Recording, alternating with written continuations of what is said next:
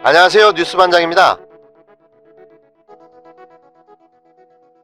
9월 28일 역사로 기록될 검찰개혁 촛불집회, 서초혁명에 참여하신 200만 촛불 국민들에게 경의를 표합니다. 이런 대한민국 국민들과 동시대에 함께 숨쉬고 살아갈 수 있다는 사실이 정말 영광스럽고 가슴 벅찬 감동입니다. 28일 서초동 서울중앙지검 앞은 말 그대로 압권이었습니다. 오전부터 3355 모이기 시작한 시민들은 정오를 넘기면서 이미 인산인해를 이루기 시작했고, 오후 1시를 넘길 때쯤에는 벌써 발 디딜 틈 없이 빽빽하게 자리 잡은 모습이었습니다. 설마 했습니다. 이렇게 많은 인원이 참석하시리라고는 상상도 하지 못했는데요. 이번 윤석열의 검찰 쿠데타에 얼마나 많은 국민들이 분노하고 있는지를 보여주는 여론의 바로미터가 되었습니다. 집회 시간이 다 되어갈 때쯤에는 이미 참가자의 규모가 예술의 전당에서 반포대교까지 이어지는 인간띠를 만들어냈고, 이는 지난 2016년 박근혜 탄핵 촛불 시위 당시 단일 참가자 150만 명의 기록을 뛰어넘는 수준이었고, 200만 명 촛불의 함성에 탄성이 저절로 터져나왔습니다. 말로 다 표현할 수 없는 이 감동에 심장이 터질 듯 뛰었고 가슴이 메어지도록 뭉클했습니다. 다시 한번 위대한 대한민국의 국민임을 자각하는 시간이었습니다. 28일 촛불 집회에 대한 이야기는 생중계로 그리고 후기로 이어지면서 많은 분들이 보시고 감동하고 공감하며 다시 한번 소리 높여 검찰 개혁을 외치고 계신데요. 저는 이후에 벌어질 일에 대해서 이야기할까 합니다. 우리가 모여서 촛불을 들었던 이유가 검찰 개혁이었습니다. 그렇다면 향후 검찰 개혁은 윤석열 검찰총장은 어떤 모습으로 어떻게 대응해 나갈까요? 몇 가지 가상 시나리오로 상황을 정리해봤습니다. 물론 이건 저의 뇌피셜입니다. 문재인 대통령이 검찰에 경고 메시지를 보낸 날 윤석열 검찰총장은 특수부 검사와 수사관들에게 떡을 돌렸다는 뉴스가 보도됐는데요. 또 200만 명이 참여한 검찰개혁 촛불 집회가 끝난 다음 날인 29일 검찰개혁에 최선을 다하겠다는 원칙적 입장을 다시 한번 밝혔습니다. 할 말을 잃게 만드는 윤석열 총장의 작태에 더 이상은 더 두고 볼 것도 없다는 최종 결심을 굳히게 만듭니다. 검찰이 나라보다 강한가요? 윤석열의 판단은 그렇다인 것 같습니다. 문제의 시작은 여기서부터 출발합니다. 무소불위의 검찰 권력을 지금 국민은 여실히 보고 있는데요. 임명권자인 대통령을 두려워하지 않는 검찰총장, 나라가 갈 때까지 갔다는 이야기입니다. 직속 상관인 법무부 장관이 무슨 죽을 죄를 졌기에 2달이나 저렇게 집요하게 물고 늘어질까요? 동양대 총장 표창장? 서울대 인턴 수료증? 부산대 의전 장학금? 사실관계가 성립되지 않은 것으로 법무부 장관을 망신줘서 물러나게 만들겠다는 계략인데요. 정치권 일각에서 제기되는 정치인 자녀들 입시 전수조사, 확연컨대 조국 장관보다 나을 사람은 많지 않을 겁니다. 당장 조국 청문회에서 개거품을 뿜어대던 장제원과 나경원의 자녀 문제가 조국보다 덜하다고 할 수 없고, 윤석열의 사생활도 만만치 않아 보입니다. 대통령께 법무부 내 특별감찰반을 구성토록 해서 검찰의 수사 내용 유출에 대해 대대적인 감찰을 실시하도록 지시할 것을 권하고 싶습니다. 윤석열 검찰은 이미 본색을 드러냈고 검찰 개혁뿐 아니라 적폐청산까지 반대하고 있는 집단으로 전락했습니다. 윤석열은 배신의 아이콘이 되고 만 겁니다. 최동욱 검찰총장은 박근혜 정권 초기 국정원 댓글 사건을 법대로 처리하려 했습니다. 당시 황교안 법무부 장관의 지시로 특별 감찰을 실시하자 최동욱 총장은 사퇴하고 말았는데요. 윤석열에게는 반면교사가 될 수 있을 것 같아 덧붙입니다. 황교안은 박근혜의 아바타를 자처했습니다. 최동욱 찍어내기는 박근혜의 의중이 반영된 것임은 부정할 수 없는 사실입니다. 최동욱은 헌법을 몰라서 조용히 물러났을까요? 정의와 진리를 쫓아 일하다가도 임명권자의 생각이 자신과 다르다고 판단했던 겁니다.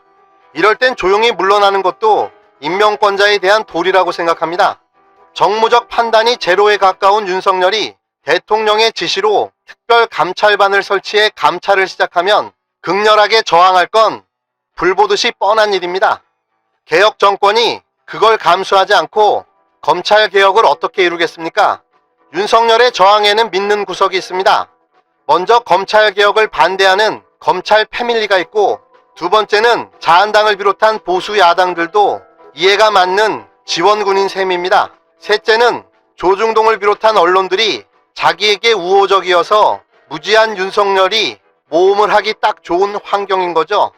특별감찰반을 구성하여 수사기밀 유출에 대해 감찰을 시작할 때 예상되는 시나리오는 몇 개가 있는데요. 검찰의 조직적인 항명이 예상됩니다. 이른바 검난입니다. 검난은 집단 사표로 표현될 겁니다. 그럴 때 지체하지 말고 그들의 사표를 즉각 수리해야 합니다. 한치의 망설임도 있어서는 안 됩니다. 그렇다고 너무 걱정할 건 없습니다. 대안이 있으니까요. 사표를 내지 않은 검사들을 중심으로 젊은 변호사들을 영입해서 현장에 배치하는 겁니다. 법에 대한 지식과 정의로움은 검찰 패밀리에 안주하는 검사들보다 나을 것이고, 나이와 기수를 파괴하여 적재적소에 배치하는 겁니다. 이게 바로 검찰 개혁인 겁니다. 이는 조국 법무부 장관도 언급한 바가 있습니다. 자유한국당 등 개혁에 저항하는 세력에 대해서도 대처 방법은 간단합니다. 법대로 하면 됩니다. 지금 조국 청문회 전국에서 떠오른 생각은 똥 묻은 개가 겨 묻은 개 나무란다는 속담이었는데요. 한꺼풀만 벗겨도 비리와 부정이 뚝뚝 떨어질 자유한국당 국회들입니다. 지금 국회의원들을 조국식으로 털면 감옥 갈 이들은 대부분인 거죠.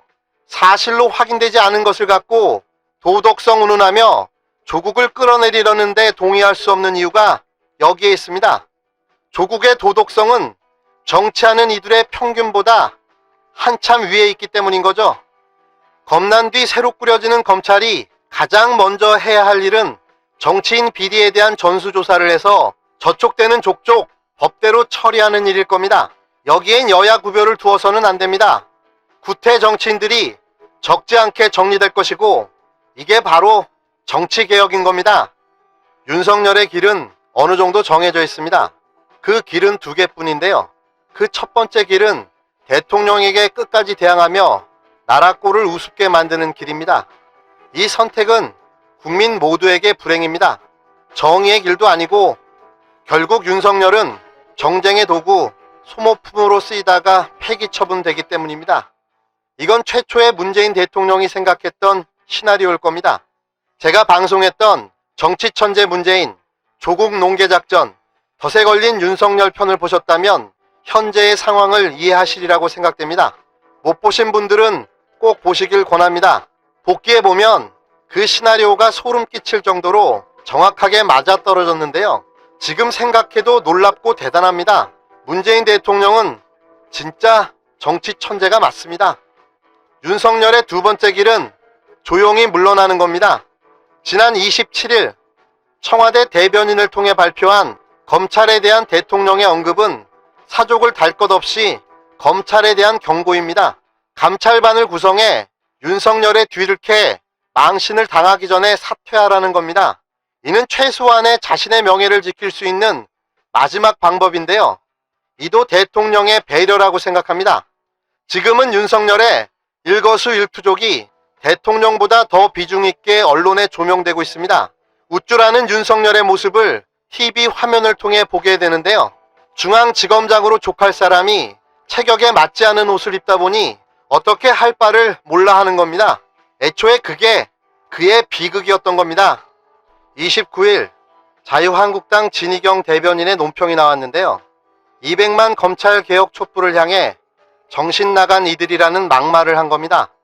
또 민경욱 의원은 200만 촛불을 향해 좌좀들 150만 명이라는 일베 용어를 사용해 폄하하고 조롱했는데요.